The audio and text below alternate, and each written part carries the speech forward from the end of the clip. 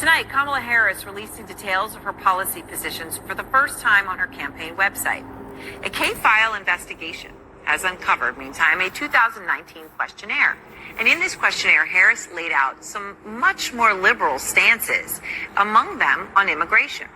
So in 2019, in what K-File found, she said she would cut funding to ICE, writing, quote, "Our immigrant detention system is out of control, and I believe we must end the unfair incarceration of thousands of individuals, families, and children.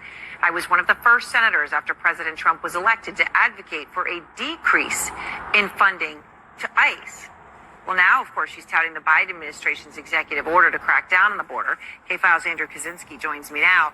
Andrew, that's pretty incredible on its own when you're talking about what you found here on ICE. What else did you find? Yeah, and this was a questionnaire that she filled out for the ACLU, and this questionnaire is really an interesting snapshot in time of that 2019 Democratic primary. Kamala Harris was trying to get to the left of Bernie Sanders. She was trying to get to the left of Elizabeth Warren, and you really see that in a lot of these answers, and I want to walk our viewers through a little bit of what she said. Let's just take immigration and look at what she said here.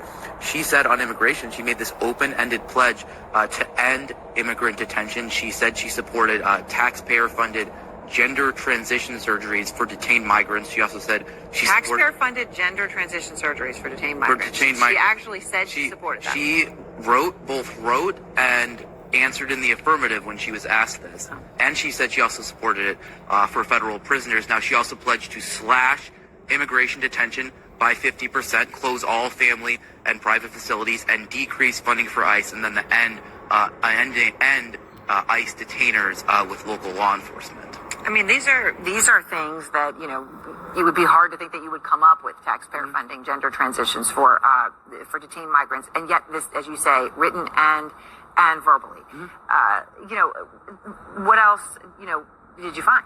Well, let's take a look at her answer here on drugs. She got asked about the question from the ACLU was, since drug use is better addressed as a public health issue through treatment and other programming, will you support the decriminalization at the federal level of all drug possession for personal use? And Harris answers yes. Now, what would that mean? Well, it mean the federal, all drug possession. That's not just marijuana, which she alluded to in her answer to this question, but it also would mean it's federal level of all drug possession, fentanyl, crack, cocaine, things like that. Yeah. Have they responded to you on her changes on these issues? So we did put this question to the Harris campaign about the entire ACLU questionnaire, and the Harris campaign didn't answer any questions from CNN. Instead, they just provided a statement from an unnamed Harris campaign advisor that just said the vice president's positions have been shaped by 3 years of effective governance as part of the Biden-Harris administration. Now, they declined